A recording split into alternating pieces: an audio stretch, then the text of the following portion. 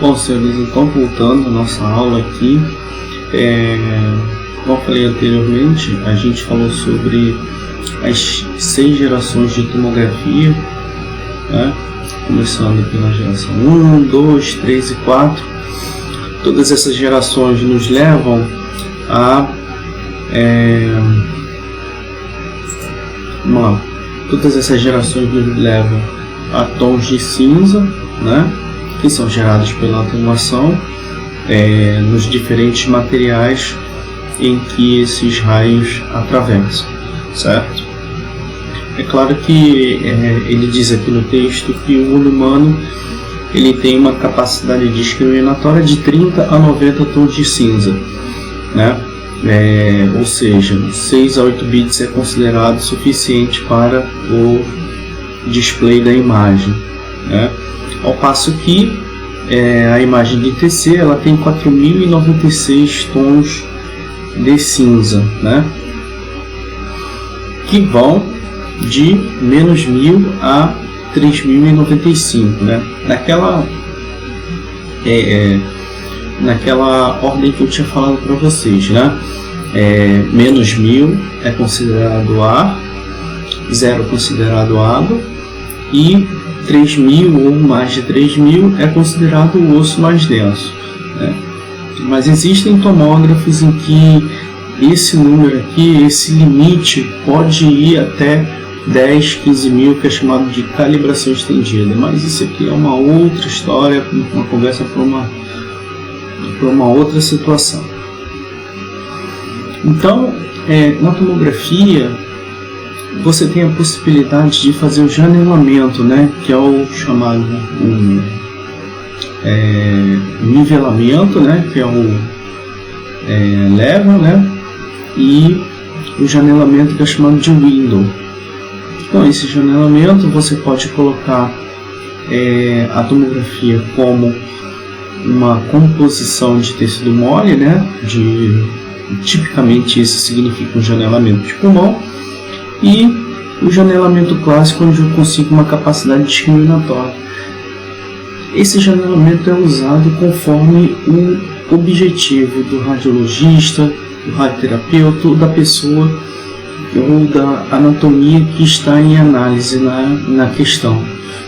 O fato é que quando você faz uma tomografia de diagnóstico, geralmente se coloca todos os janelamentos possíveis para que essa avaliação seja completa. Muito bem, como eu falei para vocês anteriormente, na tabela lá da unidade Hounsfield, né, o ar menos 1000, a água 0, tecido mole de menos 300 a menos 100 e ossos e agente de contraste mais de 3000, né? Então aqui a gente tem os principais, né, tecidos moles e as suas respectivas unidades Hounsfield. Você repara que o 0 é a água e que esses órgãos adjacentes radiosensíveis eles têm quase a mesma densidade da água, é ligeiramente maior, né? Só quando vai para os ossos mesmo é que essa diferença aumenta muito.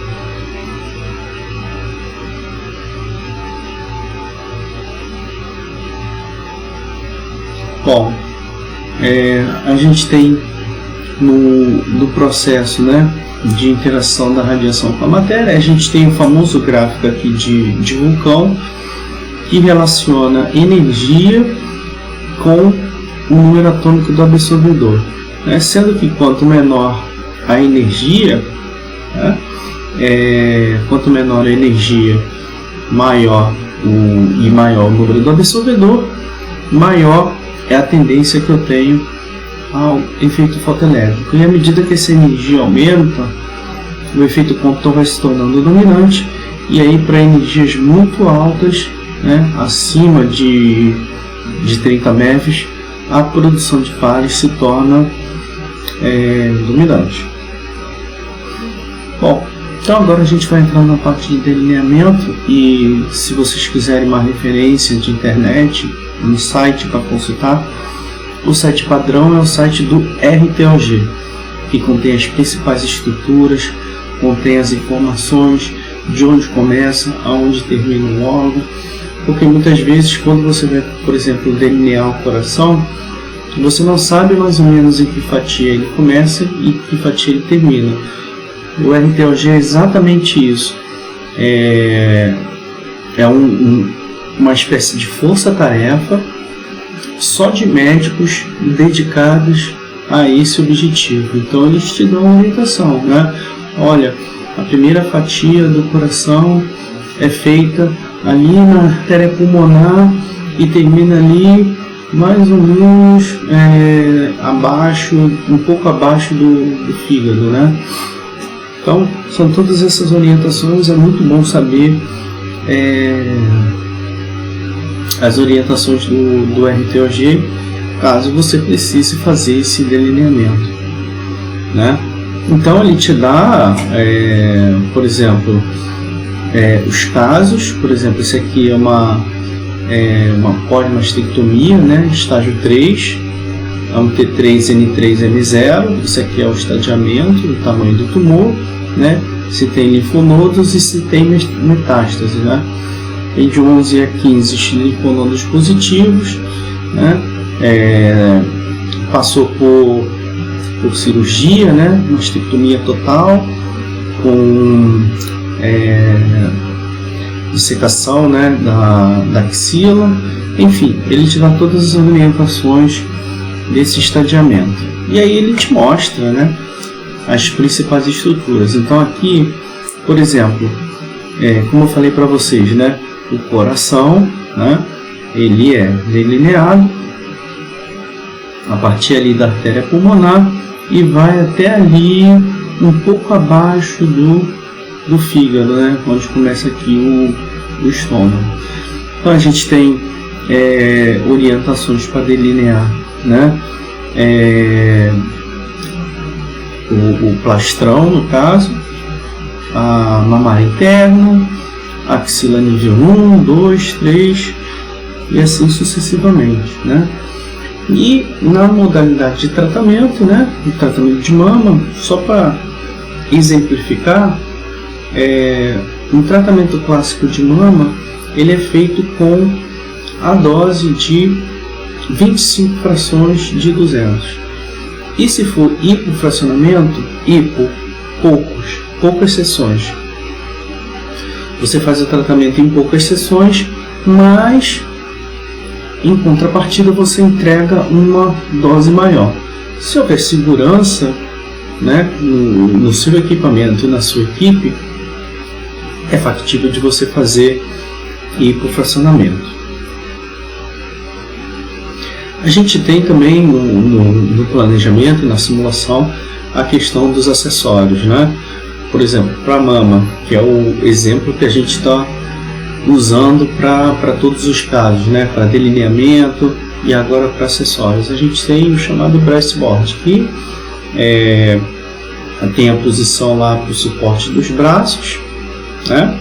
E tem referências alfanuméricas que deverão ser anotadas na ficha do paciente, porque o mesmo técnico que faz a tomografia não necessariamente vai ser aquele que irá posicionar. Então você tem que dar o máximo de informações possíveis para que isso seja reprodutivo, de preferência com muitas fotos e com detalhe nas informações, né? Então aqui a gente tem uma outra orientação do RTOG, dessa vez para o esôfago, né? Aqui a gente tem o delineamento do esôfago, um pouco abaixo da traqueia. Aqui a gente tem o plexo braquial e aqui a gente tem a medula, né? Bom, então mais situações de delineamento. Agora a gente está em outras fatias. Aqui a gente já pode ver os pulmões, né? O pulmão esquerdo, o pulmão direito, né? A veia cava superior do esôfago, né? A veia cava superior, a aorta e assim sucessivamente, né? Bom, ainda usando a mama como exemplo, a gente pode falar sobre técnicas de planejamento, né? Então, no tratamento de mama, eu peguei essa figura de tomografia e coloquei dois campos abertos, tangentes, um entrando nesta angulação e outro entrando nesta. Como você pode reparar, a curva que está ligada é a curva de 90, tá? Então, significa que para este caso, a curva de prescrição é de 90%. Curva de prescrição é você que escolhe, de acordo com as suas avaliações, de acordo com o que você acha factível para o tratamento, né? Bom, então na radioterapia a gente deseja a homogeneidade, né? O que é uma homogeneidade? Entregar esse 90% ao longo de todo esse volume da mama que foi delineado. Repare que o volume da mama é esta estrutura que está em azul. Neste tratamento, nós temos que a dose está entre 90 e 107. Bom, de 90 para 107 a gente tem 27% de heterogeneidade. Existe um cálculo para isso, mas vamos falar em termos percentuais, em diferenças percentuais, né? Então aqui a gente tem 90 e aqui em cima você vê uma curva vermelhinha onde você tem um ponto de máximo de 107. Está muito heterogêneo esse tratamento. Por quê? Porque se você reparar, você entrega 90 ao longo de todo o volume, certo? Só que aqui você tem uma diferença de tecido e aqui em cima você tem outra diferença de tecido. Se fosse para ser justo, você teria que colocar uma caixa, um retângulo, né? Para que todas as distâncias fossem iguais ao ponto que está sendo normalizado essa dose. Mas isso não acontece. Aqui eu tenho uma diferença, né, de ar, né? Então a radiação ela chega mais fácil aqui porque ela é menos atenuada, porque eu tenho mais ar aqui nesta parte.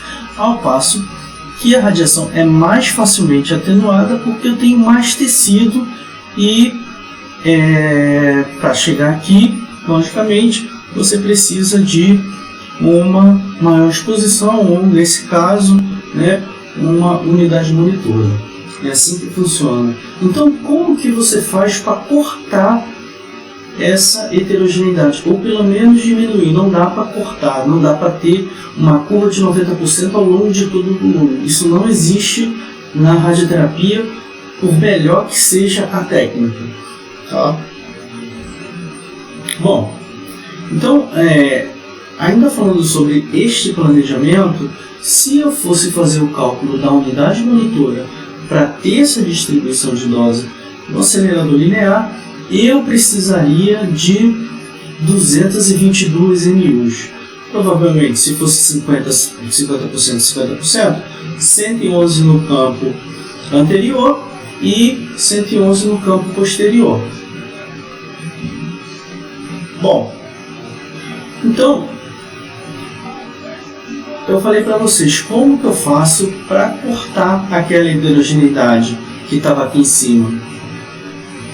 A gente costuma usar os filtros, lembra do comissionamento que eu falei para vocês que existe comissionamento dos filtros físicos, dinâmicos? Então, a colocação desse filtro ela tem o seguinte objetivo. Você lembra que eu tinha falado no slide anterior que aqui eu tenho uma grande diferença entre ar e tecido?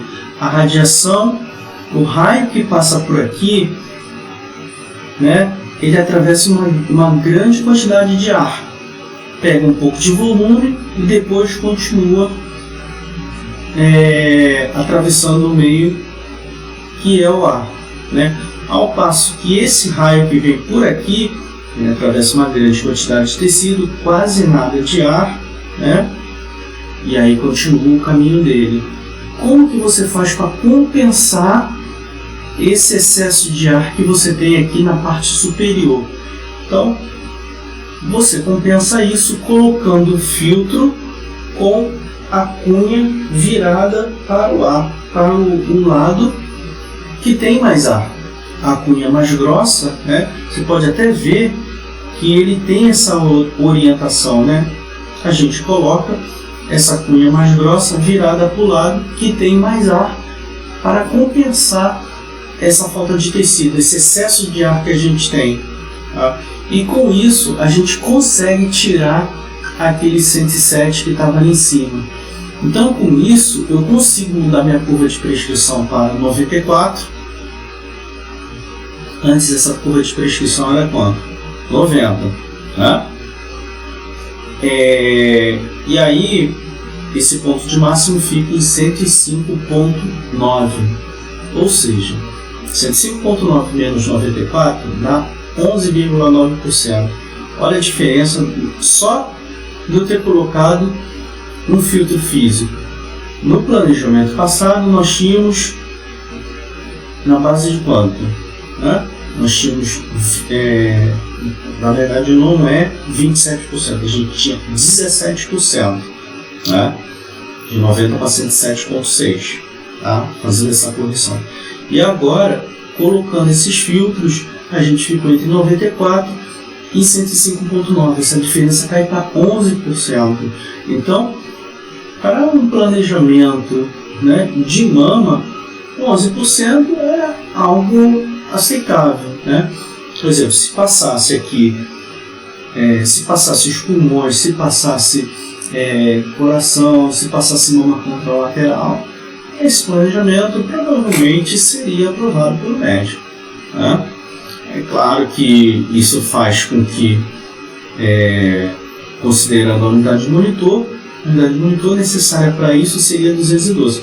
Mas eu tenho esse filtro de 15 graus que tem o fator filtro, que vai ser inserido aqui. E aí, o que eu faço? Bom, eu estou vendo, né, que lá em cima ainda tem uma região quente, 105,9, né? E o que acontece se eu engrossar esse filtro, né? Se eu tenho um filtro de 15 graus, se eu colocar um filtro mais grosso, o que acontece? Então, essa diferença diminui ainda mais. Como você pode ver, aqui eu tenho uma curva de 97 e eu tenho uma heterogeneidade de 102,9. De 97 para 102,9, a diferença é 5,9. Só de eu ter colocado um filtro mais grosso. E se eu for para 45, se eu for para 60? Cada caso é um caso. Às vezes, se você colocar um filtro muito grosso, você perde a cobertura aqui em cima, né? Isso aí eu posso mostrar para vocês também para o filtro 45, né? Mas o que interessa é você coloca o lado da cunha grossa para o lado que tem mais ar, para compensar essa falta de ar que tem ali na anatomia da mama, né? A unidade de monitor necessária para entregar essa nova dose seria 206 mU. Só que tem um acréscimo da mU relativa ao fator filtro. A radiação, quando atravessa esse filtro, né, esse filtro é composto de material altamente denso e a gente tem que compensar essa densidade desse material. Saindo um pouco da mama, agora a gente vai para a próstata, né? Ele tem um exemplo de próstata, dos contornos que são necessários, né? Bom, a gente tem, por exemplo, o contorno do bulbo peniano, a gente tem o contorno do reto, né? A gente tem o contorno da vesícula seminal, aqui a gente tem a bexiga, né? Que está com contraste, a gente tem o contorno do cólon, o contorno das ossos intestinais. Para o caso de próstata, em radioterapia, os casos mais comuns de câncer são mama e próstata, né? Para a próstata, a gente tem que o tratamento clássico é feito com 35 frações de 200. Se for uma próstata pós-operada, então esse fracionamento pode cair para 33 de 200, né? Depende da abordagem do radioterapeuta. Então, eu estou falando de um protocolo padrão, né, dentro dos serviços de radioterapia. E mesmo os casos de IMRT, se você tiver uma técnica de IMRT de alta tecnologia, aí você pode chegar a 39 frações, né? 39 de 200. Né? Dá 4 frações a mais, porque o IMRT ele tem uma capacidade de poupar tecidos muito maior do que um tratamento 3D. Né? E indo na onda do hipofracionamento, então nós temos que, para a próstata, a gente tem as seguintes modalidades de hipofracionamento: 27 de 2,6 Grays, 20 de 300 e o chamado ultra hipofracionamento ou SBRT de próstata 5 de 900. Doses mais altas são mais perigosas, então você necessita de uma alta tecnologia para fazer isso. Uma modalidade de imagem com NIBIM-KV, né? uma dedicação maior da equipe, acessórios especiais, especialmente para SBRT, para conservar, para manter o paciente imóvel. E no caso do ultra hipofracionamento, ainda existe a possibilidade de colocar uma espécie de balão para afastar o reto, que é o principal órgão da região de tratamento. Vamos falar sobre as distribuições de isodose. Bom, a PDP por si só não é o suficiente para caracterizar a distribuição de dose no volume tridimensional. E a melhor forma de a gente representar essa distribuição de dose é pela curva de isodose. Então eu falei para vocês de NU e agora vamos falar sobre curvas de isodose. A curva de isodose ela tem uma dependência da energia, então aqui a gente tem um modelo de curva de isodose para a energia de 200 kVp, né, kV pico, e aqui a gente tem um modelo de curva, né, para o cobalto 60. Né? Você repara que essa energia, né, de 200 kV, ela tem ali na borda de campo, né, para esse campo 1010, ela tem uma tendência maior de espalhamento lateral do que o cobalto 60. O cobalto 60 tem aquelas duas energias, 1,33 e 1,17, então ele tende mais a esse espalhamento frontal e não lateral. Por isso que existe diferença entre as duas curvas. Né? Ainda continuando com o feixe de megavoltagem de 4 MV e com o feixe de megavoltagem de 10 MV. E aqui eu mostro para vocês o modelo das curvas de isodose do filtro em cunha. Né? Ele dá uma curva ele dá uma curva triangular. Por quê? Porque aqui, se você reparar, por exemplo, no filtro 60, né, que é mais evidente, a gente tem diferentes espessuras ao longo do filtro. Então, é normal que aqui, né, nessa parte aqui mais à esquerda, o filtro atenue menos. E à medida que você vai caminhando lá na direção à direita, esse filtro vai ficando mais grosso. Né? Ele ficando mais grosso, ele atenua mais. Então é normal que a curva de isodose tenha esse formato triangular, denotando nesta parte que a gente tem menos atenuação e aqui a gente tem mais atenuação. Esse modelo triangular ele resolve muitos casos em radioterapia. Né? casos de metástase óssea, né? O próprio caso da mama, alguns casos de próstata, né? Casos em que você não consegue a curva de isodose em boxe, você faz aí o chamado boxe de 3 campos com 2 filtros, né? A gente tem diferentes combinações em radioterapia. Bom, como eu falei para vocês, né, o filtro geralmente é feito de um material muito denso, tal como o chumbo aço. E aqui eu dou a composição do filtro Siemens, que fica a uma distância de 57 centímetros da fonte. Então, a composição desse aço, né, da Siemens, é uma liga, né, em que grande porcentagem desse filtro é ferro, né, mais de 98%.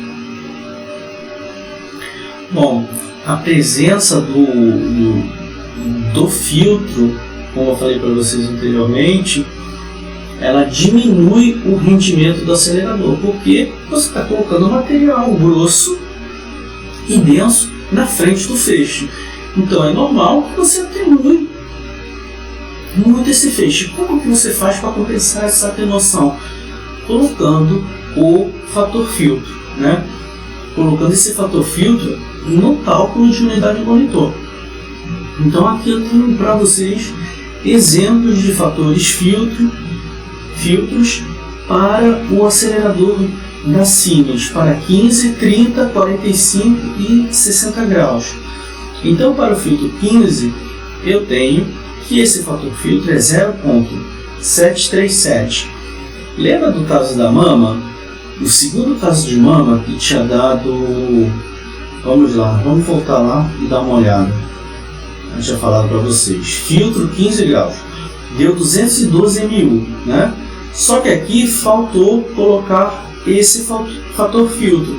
Então, na verdade, a verdadeira MU seria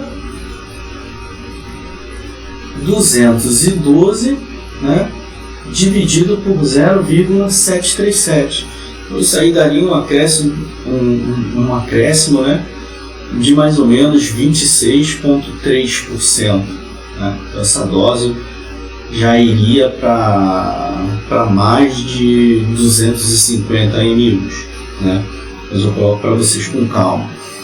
E aumentando a angulação para 30 graus, essa unidade de monitor aumentaria ainda mais. Com filtro 30 graus, eu não sei se vocês se lembram, mas a MU ela deu 206 MUs, né?